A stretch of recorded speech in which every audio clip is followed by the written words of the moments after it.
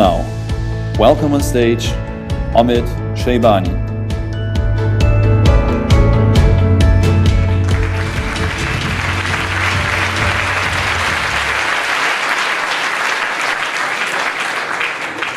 Wow, can you hear me? Great. What an introduction.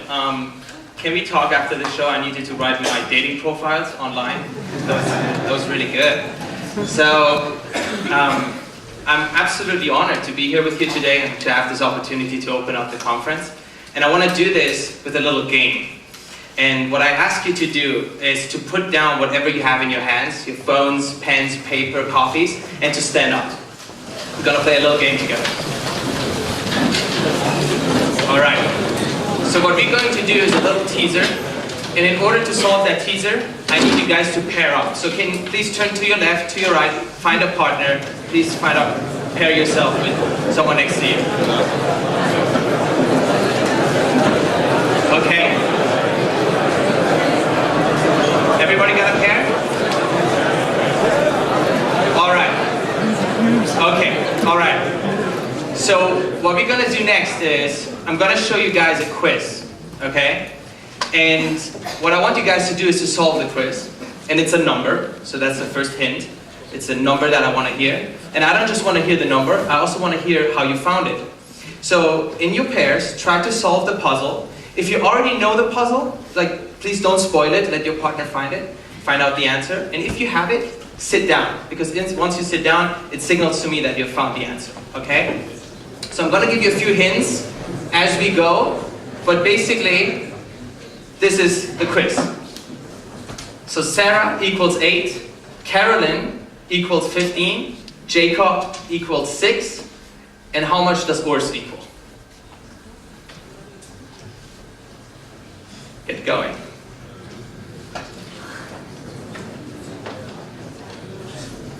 Discuss with your partners if you have an idea.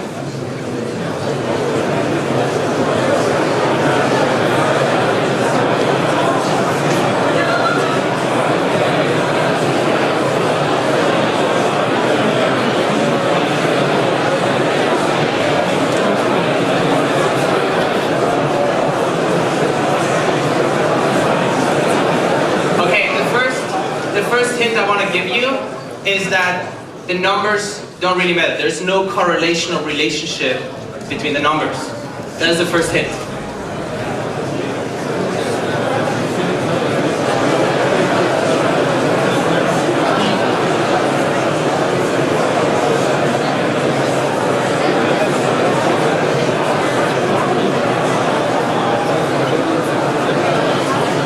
Okay, so I still don't see anyone sitting. Here's the second hint. The person that I've seen solving this the fastest was a Chinese girl who didn't even understand the English alphabet. She looked at this and she only saw symbols. And she was able to solve it in less than 30 seconds.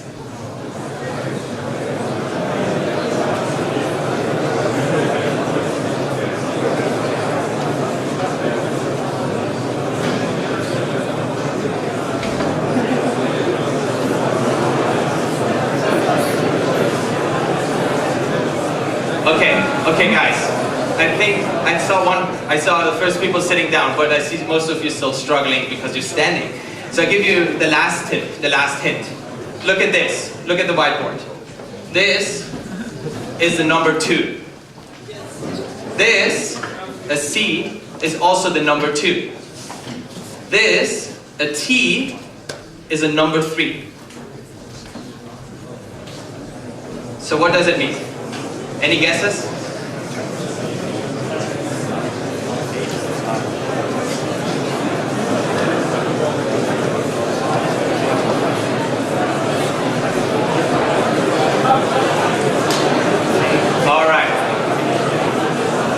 Okay guys, that's fantastic. I think, can everybody just get back down? Everybody please sit down.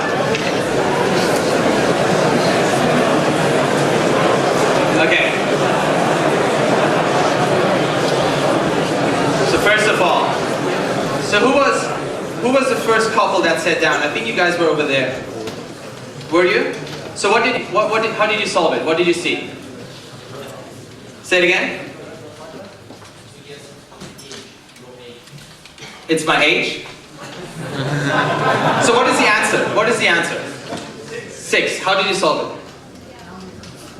It's a number of dots. Okay. Right, it's the endings. It's the open endings, right?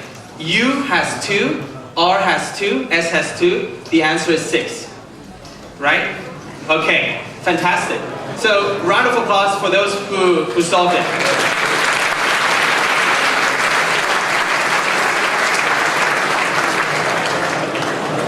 So the reason why I did this with you, okay, I know it's a very interesting game, and it's now gone. So the reason why I did this with you is twofold. First of all, I wanted you guys, after Oettinger's speech, I wanted you guys to, wake up a little and be active and have some fun. But most importantly, this little game allows me to land one of the most important principles around the topic of disruption, which is that when you see a challenge that you think you've already seen before, there's something that happens which is called rivers of thinking. You will end up having rivers of thinking. I'm going to talk about this in a second. But allow me to do another quiz with you guys once I have my screen back. So, can somebody give me my screen back? So independent of that. So what are rivers of thinking? The idea of disruption is you need to think outside those rivers of thinking. Rivers of thinking are, it's a term, it's coined by a guy called Edward de Bono. He was a creative thinker in the 60s and 70s. And he came up with this idea that your brain works like a mountain, or like a summit, because we're here at the summit. And the idea is that each piece of information that goes into your brain is like a drop, a raindrop. And the more you know about a topic, the more knowledge you accumulate about a certain topic, the more these raindrops form a river. And your knowledge, your experience ends up being a river of knowledge and a river of thinking, as he calls it. So these rivers of thinking that we all have, what do they mean? They mean that when we see a challenge, we look at it and we think to ourselves, oh, I've seen this before. I know how to solve this. I've seen something similar before. So let me ask you, when we looked at this challenge, who of you looked at the numbers first and thought that there must be some sequence? Hands up. Who did that? Quite a few, right? What stopped you from looking at the numbers? I told you there's no relationship, right? There's no sequence. What did you do next? Who went to the alphabet? Who tried to assign numbers to the letters? Most of you, right? Because that's the next kind of river of thinking that you fell into. And what stopped you from looking at that? The Chinese girl. She didn't even understand the alphabet. And that's why she was able to solve it. And the third hint I gave you was this squiggly lines and the T, and some of you understood in that moment, a light bulb lit up and you understood, okay, this is what it's about. And again, what's happening here is we have these rivers of thinking, and they can be good if you, thank you. They can be good if you're an expert and you're trying to find one right answer to a problem. But they're not good when you have a challenge, a business challenge, and you're trying to find new approaches and new solutions. Because your rivers of thinking inhibit you from finding new approaches to the challenges that you're facing. And that's why this topic is so important. And why is it important to disruption? Why is it important to this topic today? Why is it important to disruption? Because if you guys want to go out there and you want to disrupt businesses and products and segments and markets, you need to find new ways of thinking. You need to find new ways of tackling a challenge. You cannot look into the same areas and try to solve the same problems the same ways. You need to come up with new ways of solving the problems. Because if you don't do it, another company will come, another person will come, and they will eat your lunch. So today, this talk is really about helping you to think differently and to... So, by the way, these are the rivers of thinking. I'm showing you the beautiful illustration here. And today's really about thinking differently and to resist the temptation to look at a problem and say, I know how to solve this problem. I've seen this before. but to be open to see new ways of solving the same problems, and therefore come up with innovative and disruptive solutions. So, who am I and what do I do? Again, like the intro was already pretty nice, but my name is Omid, and my story is that I'm a world culture storyteller. I travel a lot for work and for personal reasons, and I learn a lot. I'm a life learner, and what I made my mission to be is to share the personal and cultural insights that I'm learning on my journeys. And I'm doing this through speaking, through writing, and I'm also doing this through visual storytelling, which is, in other words, Instagram. And visual storytelling means photography. It's just a nicer way of saying it. And we're going to get to that in a second. But basically, I was born and raised in a small town close to Nuremberg in Germany.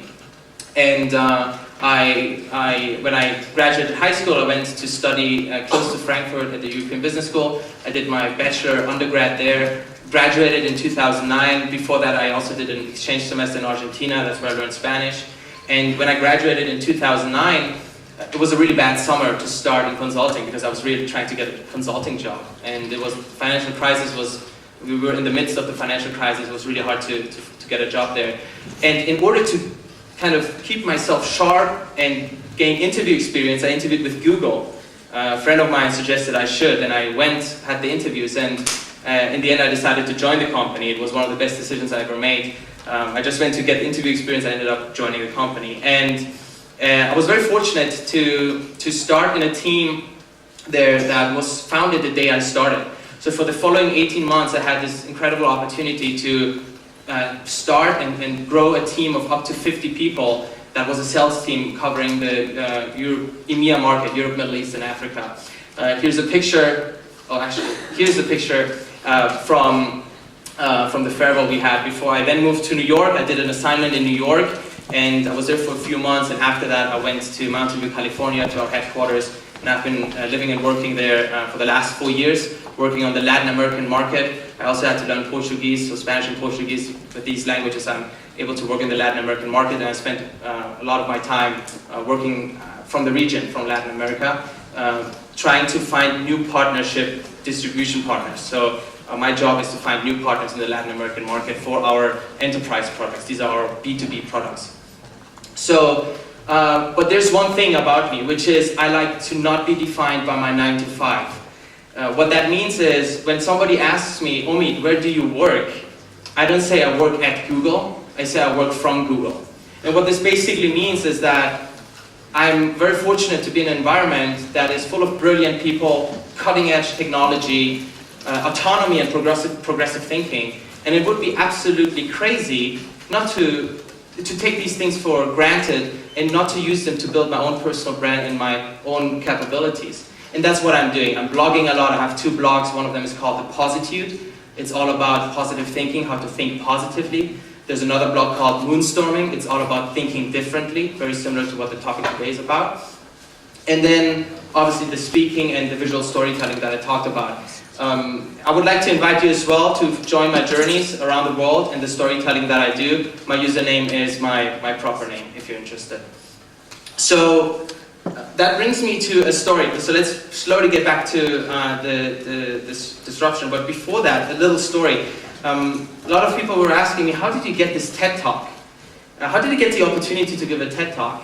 It's a TEDx that is happening in Iran. And I'm heading there right after my speech. And I think I wanted to share this brief story. This short version of the story is that I stalked a girl on Facebook. That is a short version. But allow me to give you a little bit more context to that, which is that when I do storytelling, I don't only do it on Instagram. I also do it physically. I had my first photo exhibition this past month in San Francisco for a full month. Pictures from my last trip to Iran, and 2 weeks before the opening of my exhibition, I was at a different event, and I had a really good conversation with a guy whose name I forgot. And a week later, I was going through the participant list of that other event I was at on Facebook, and I noticed this girl's name, which was an Iranian-American name. So I clicked on it. That's what I meant with stalking.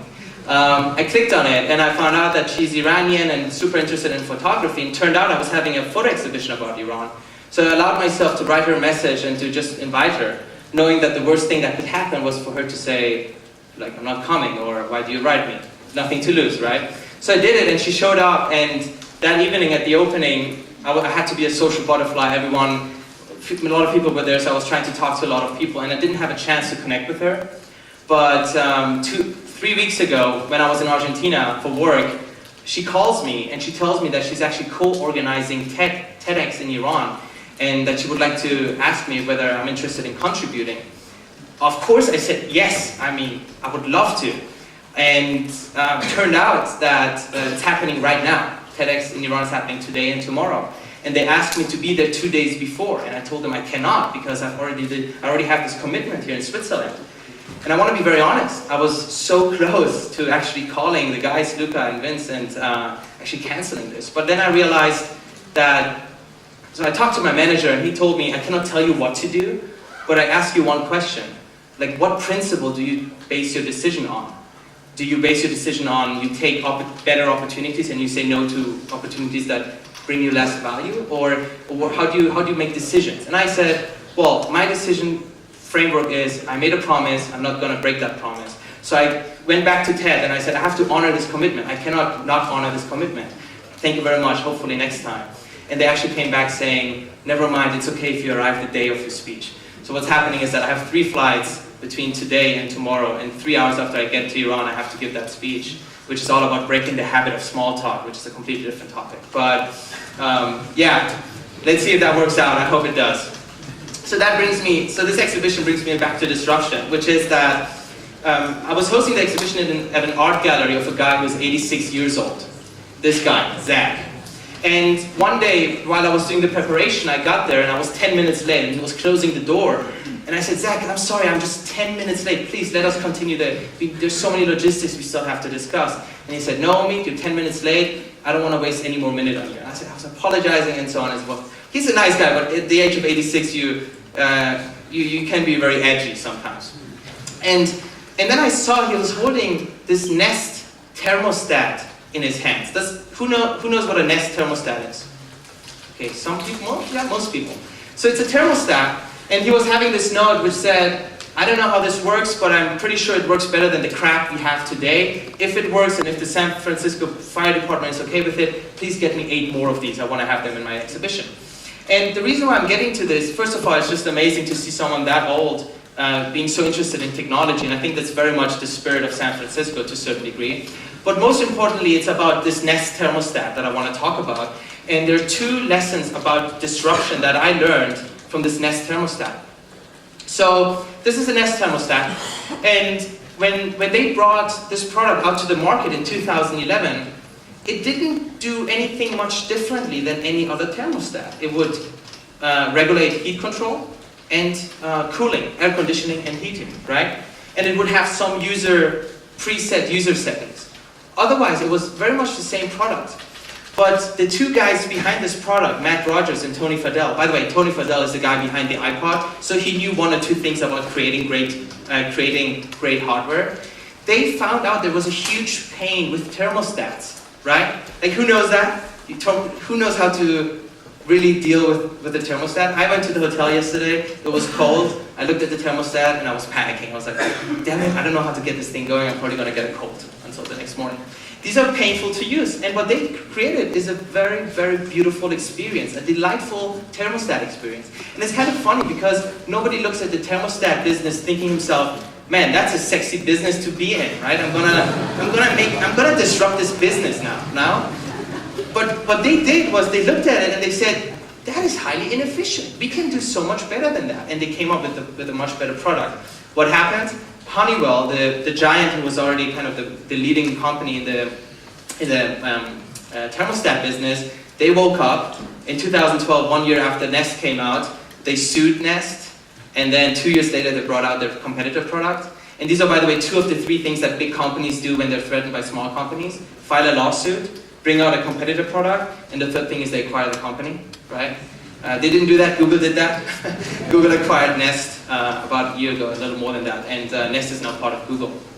But that brings me to a point that I want to show you guys.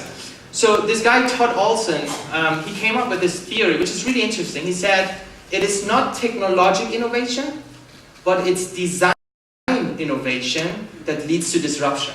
Let me explain that. What is technological innovation? Technological innovation is when you have an improved process or product because of engineering. You apply engineering know-how and you create a better product or better process, right? Assembly line, for example, or you name it, different kind of technologies. Design innovation, however, is taking the technologies that already exist and creating a beautiful user experience around that technology. That is design innovation. So we got product, we got the technological innovation on the left, we got design innovation on the right. And his theory is that design innovation is so much more than product innovation. And let me give you a few examples. Carl Benz, 1879, he patented the gasoline combustion engine, right? And he started manufacturing cars 6-7 years later, but the cars didn't disrupt the cars didn't disrupt the horse and carriage industry at that point. Neither did the introduction of the assembly line by, I think, Ransom Olson, if not mistaken, at the beginning of the 20th century. That didn't disrupt the horse and carriage industry either, until it was Henry Ford who came and brought out the Model T, which was not a marvel of technology, because the technology already existed. Assembly lines existed, the combustion engine already existed. But it was a marvel of design. He was creating a product that was simple and inexpensive to the middle class who was able to afford this product. And it was a delightful experience. So he used the technologies that were around to meet his design objectives, which were to produce a car that people can use and that people can identify with. Another example, animation. I think it was Earl Hurd in 1907. He came up, he patented the technology to create animated films. But between 1907 and 1934, about a quarter of a century later, animated films were around, but it was not a force to be reckoned with. Until Walt Disney came and used that technology to create the movie of Snow White and the Seven Dwarfs, which back then was one of the highest grossing movies with $8 million of revenue. And it really shows that he took a technology that was already in the market, but he used the technology to make something beautiful, which was a great story that he shared. Again, the principle here is that the technology can be around. It's really about how you use the technology. That is the first idea that I want to share with you about disruption. The second idea is all about inefficiency. Listen to this. The way I say it is, inefficiency is an open invitation for disruption. Inefficiency is an open invitation for disruption.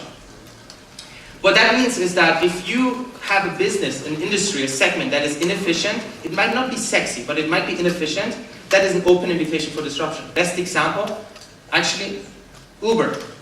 Uber is a great example. They looked at the taxi industry, highly inefficient. The drivers don't own the cars, they don't care about the cars, the availability is very low, they have to pay so much money, a medallion costs up to $1 million, not $1 million. Actually, yes, I think up to $1 million to get the license, at least in New York from what I understood. And then Uber came, looked at this business and said, this is inefficient, let's change it. They did it the way, taxis have been around for so many years, but if we had to redefine the taxi business today, what would we do? Well, we have smartphones. Well, the smartphone knows where we are, etc., etc. So they looked at inefficiency and they came up with this better solution. Another example, Warby Parker. Who here knows what Warby Parker is? A few hands, okay? Warby Parker is a company in the US that is manufacturing glasses, prescription glasses and sunglasses. High quality, low price, $95 a pair. Who wears glasses here? I see a lot of people. How much do you pay? 300, 400, 500 euros? They're damn expensive. I mean, I paid that much money in the past for glasses until I discovered Warby Parker. Why was that? Because there was one company, Luxottica, that was a monopoly, owning the entire value supply chain for these glasses. So they came and said, this is inefficient, we can do it better, let's disrupt that. And now they're producing their own frames, they're advertising them very beautifully, and you can get really high quality frames and high quality glasses for $95. Another example, it's a company that I joined, the board of which I joined 2 months ago. It's called Chow. It is a telecommunication company. And what they're looking at is the inefficiency that exists in the telecommunication market in Latin America. Imagine, there are 2.2 phones per citizen in Latin America, per person living in Latin America. Why is that? Most people have multiple phones, so that when they call from one operator to the same, they can use that phone, but if they're calling a different operator, they would use the other phone. Because the lines are cheaper the calls are cheaper if you're calling the same operator. So people actually walk around with multiple phones. And that is inefficient. So what Xiao is doing is trying to find a solution to that. So again, what I'm trying to tell you guys here is there are two principles around disruption. First, it's not technological innovation that gets you to disruption, it's design innovation. And second, if you see inefficiencies, that is an open invitation for disruption, okay? So let's move from the disruptors, you guys, to the disrupted. So this is a picture from the Google campus. Has anyone been to Google in Mountain View? Yeah, quite a few people. And this is a picture, we have this, did you guys see the skeleton? Dinosaur? Did you? Okay. So we have a skeleton on the campus. Does anyone know why we have a dinosaur skeleton on the campus? Besides that it makes up for good stories. What is it? Anyone? No one? Okay. The story is that the dinosaur is a great reminder that you always have to stay on top and be creative because you can become irrelevant from one day to the next. Again, you can become irrelevant even when you're on top, when you're the leader of your ecosystem or business or industry. You can become irrelevant. Just because you're the best and the biggest doesn't mean that you will always stay there. And that's a great reminder to always stay creative and always define ourselves anew. And I think a great example that I normally share with people with whom I do campus tours in Mountain View is think of Kodak, the photo company Kodak. They missed the digital trend. And now they're trying to catch up. They stayed with analog photography for far too long. Digital took over. They're becoming irrelevant. And that's very, very important. So I sent this actually to a friend of mine, Sebastian Diemer. He runs Creditech, which, if not mistaken, they're also here this weekend.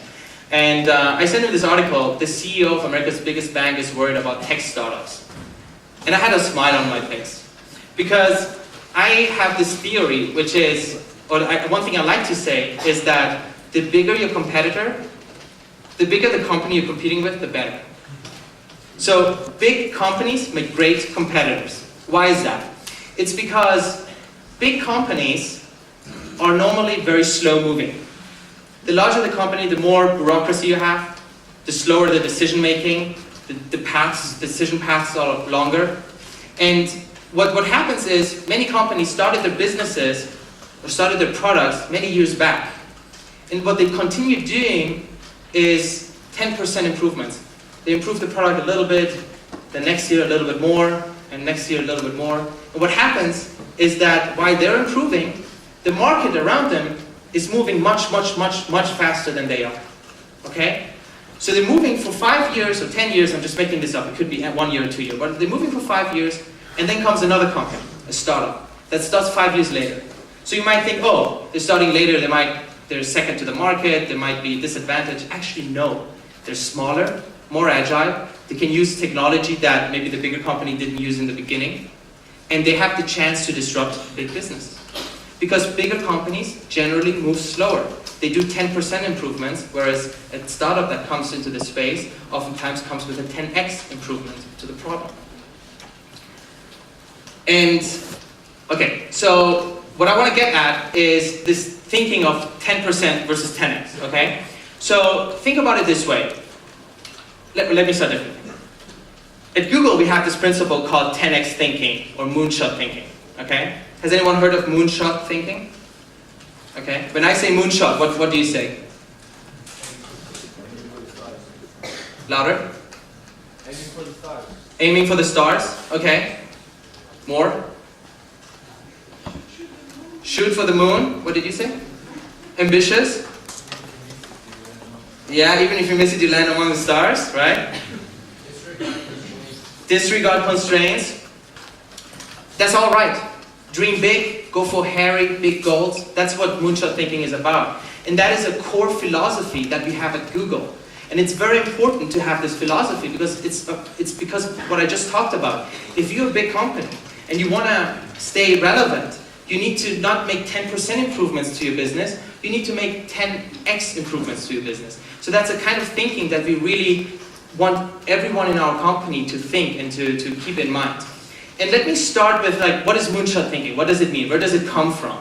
So moonshot thinking comes from the actual moonshot from 1969. And if you think about it, the fact that we sent people to the moon is one of the most beautiful and poetic things I think that mankind has done. J.F. Kennedy in 1961, he went public in front of press and he said, by the end of this decade, we're going to send someone to the moon.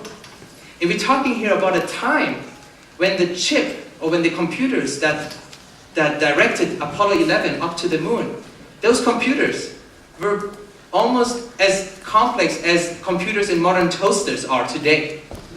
And that was what they took, and that is what they had to send someone 356,000 kilometers to the moon. And it's quite an achievement. And the beautiful thing about this moonshot is the fact that John F. Kennedy, when he said we're going to do that, nobody knew how. Nobody knew. He said we're going to do it, but I don't know how. But I'm going to do it anyway. And that is very, very, I think, poetic and very inspiring. And the idea with moonshot thinking is that if we can do that, what else couldn't we do, right?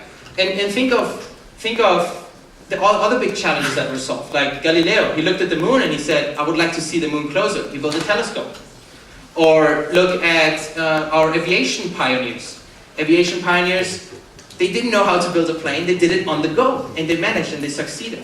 So if what it really shows is that we humans are able to take really audacious goals and put our minds on them and really go out there and make things happen.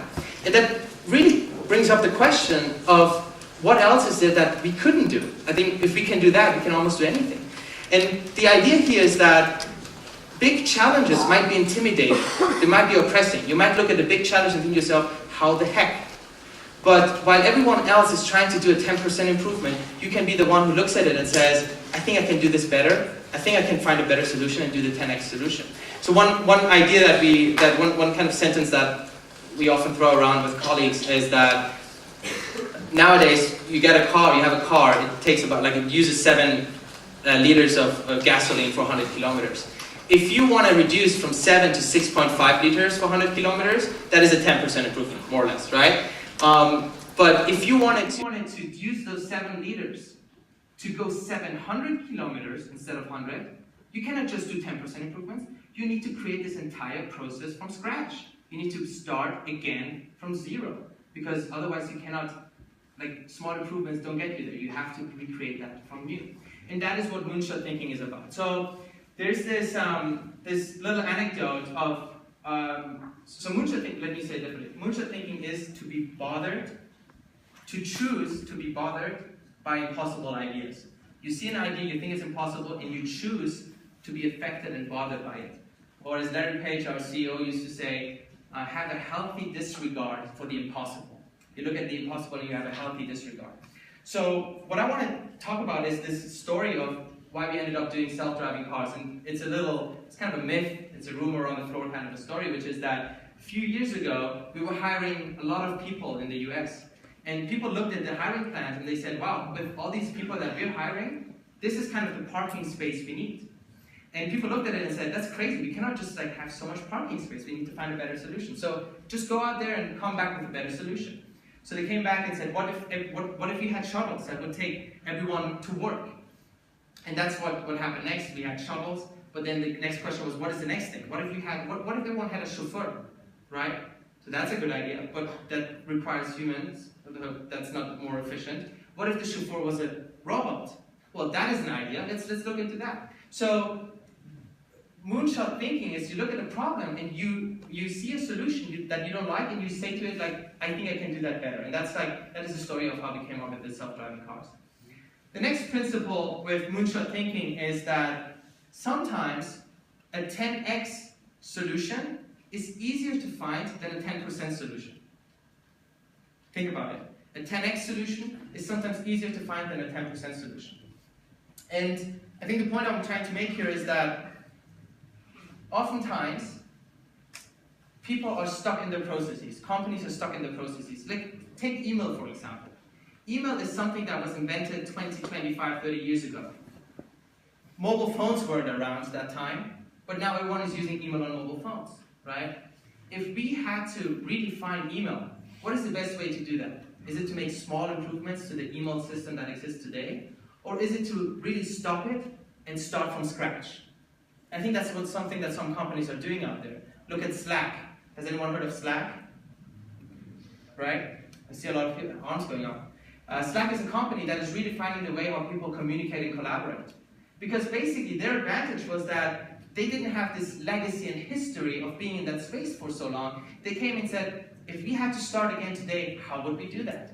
So one way of coming up with new ideas is to look at something and say, let's stop here, let's redefine it. If we had to do it again today, how would we do it?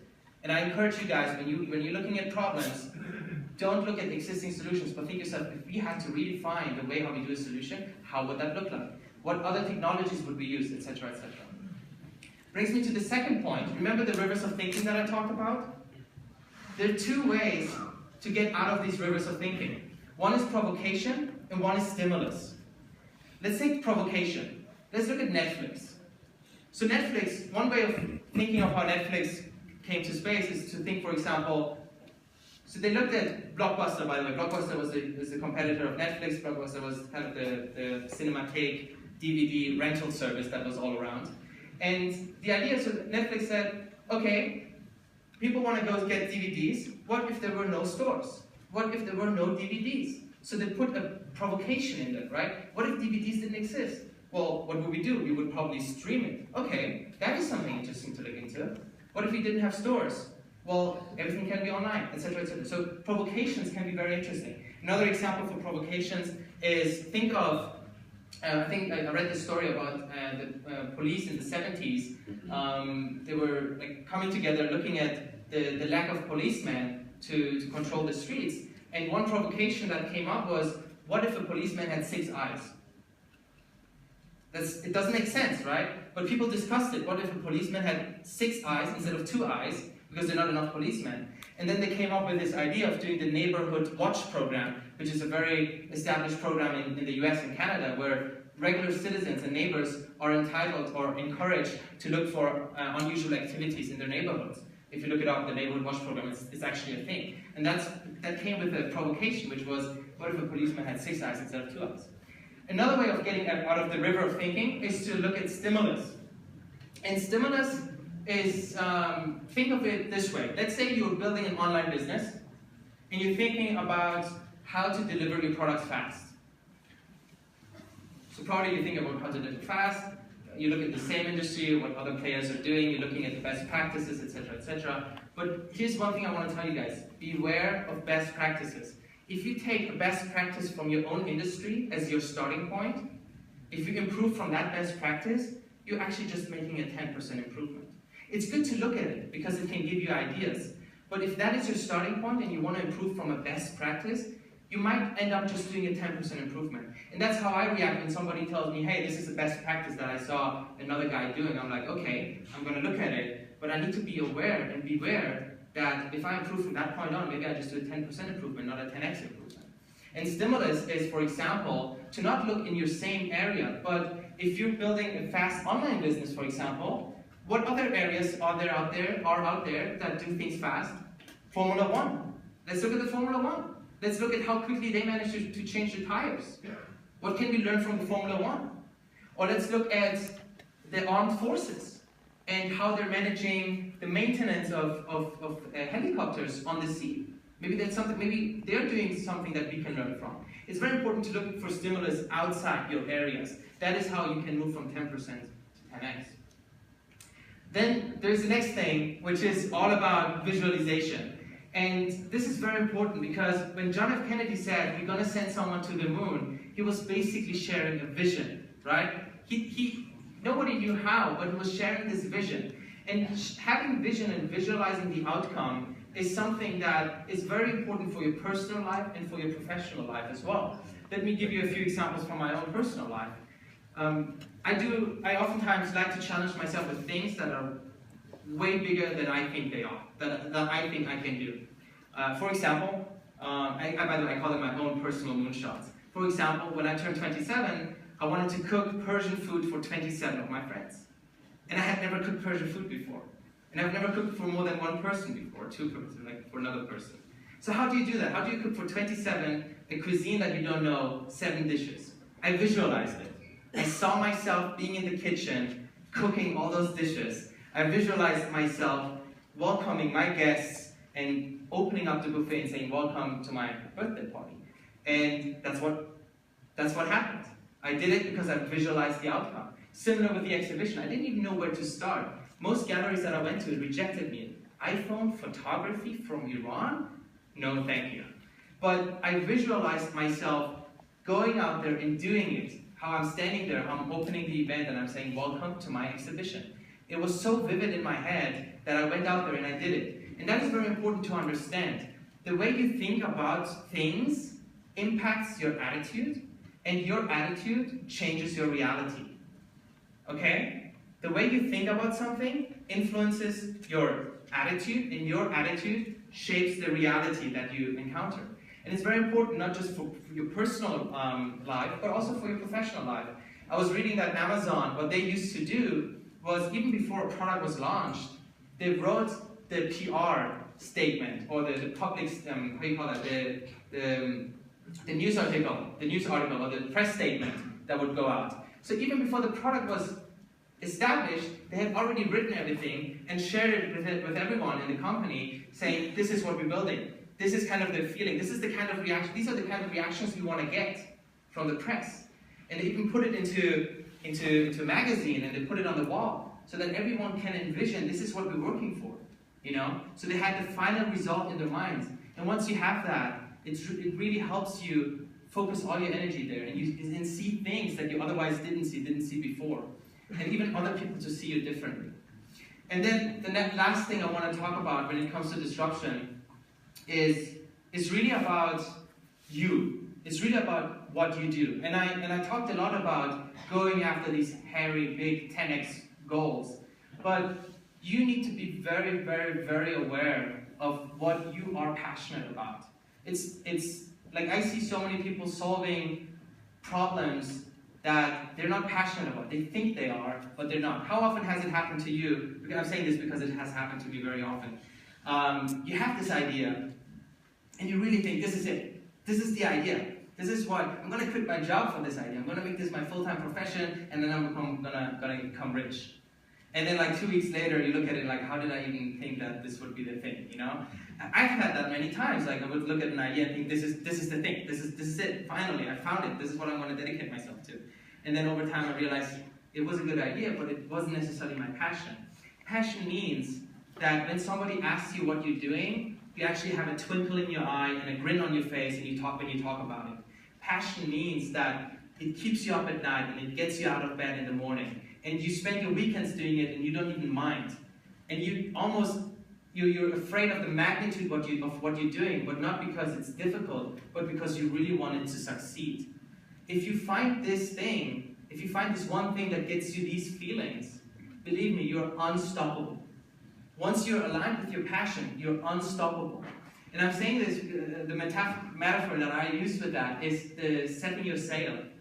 Let's say you're on an ocean, and the wind is coming, let's say it's your life, and the wind is coming from a direction. Once you set your sail with that wind, you're unstoppable. Amazing things will happen, and amazing opportunities will crash into your life. And that's very important to understand with the problems that you dedicate yourself to. Try to find 10x solutions to the problems, but most importantly, please make sure that these are things that you feel really, really, really passionate about. Guys, this is my time. I want to thank you for your time, and I'm here for another 5 minutes for some Q&A as well.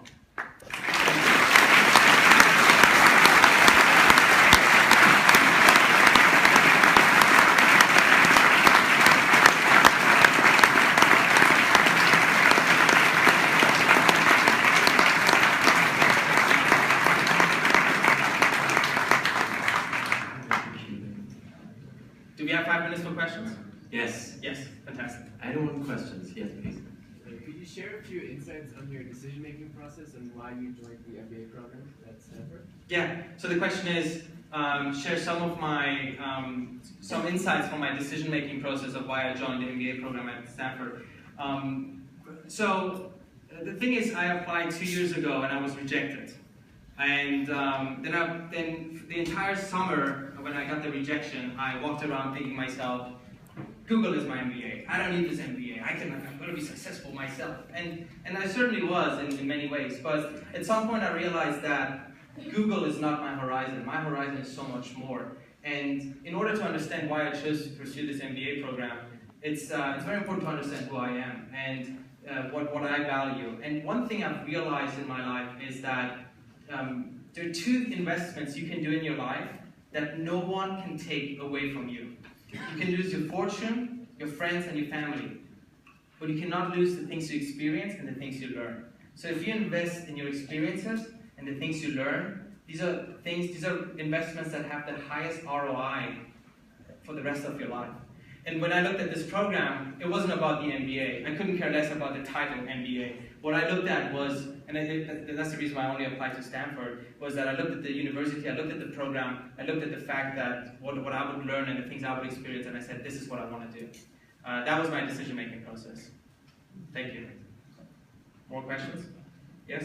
You talked about passion, and what sometimes happens is you have a great idea, you have a lot of passion about it, and over time, your passionate dream, it dims down. So how do you say, what kind of thinking would you recommend to light that spark once again and keep it shining bright? So the question is, what do we, with your passion? Keep the passion going. Keep the passion going. Over time. So the question was, you might be passionate about something and then over time it fades and you realize oh, I'm not that excited about something anymore as I used to be, and how to grow your passions. The way I try to grow my passions is I establish a theory. For example, my theory was I'm passionate about sharing stories. So I started an Instagram account. I started giving talks at Google. I started small. I planted small seeds, and some of these seeds that I planted grew into beautiful flowers and others didn't. And from all the flowers that grew, I was able to decide in the end, okay, I like this and I like that because they go well together. And then I kind of created this bouquet of flowers, if you want, to speak very flowery here. but what I'm trying to get at is finding your passions is not easy, but it really requires time and effort, and it requires taking risks, and it requires making small steps. And small steps are difficult because, as you know, the first step is always the most difficult step. But I encourage you to plant small seeds. It doesn't have to, when you say you're passionate about building an online business, you don't have to go about it and start the online business the next day. You can start reading a book about online businesses. And if you see yourself not being able to put that book away, well, that is a sign. If you're passionate about this book, that's a sign. Start with small things. Talk to people who build online businesses. Evaluate yourself. Do I enjoy this conversation? Do I look at this conversation and think to myself, I really want to do the same thing? Or do I feel that's interesting, but it's not really what I thought it would be? So always be self-evaluating about your theories about what you're passionate about. Establish theories, go out there, test them, plant small seeds, and then grow the ones that actually grow. You can do one more question? One more question. Yeah, over there. Where are you? Third from last row. Yeah, I see you. Can you stand up and... Okay. Hi. You talked about disruption, and this is really a theme in startups wherever you see. If you know Peter Thiel, he goes one step forward and actually says that beyond disruption, competition is for losers. So competition is for losers? Yeah. Yeah.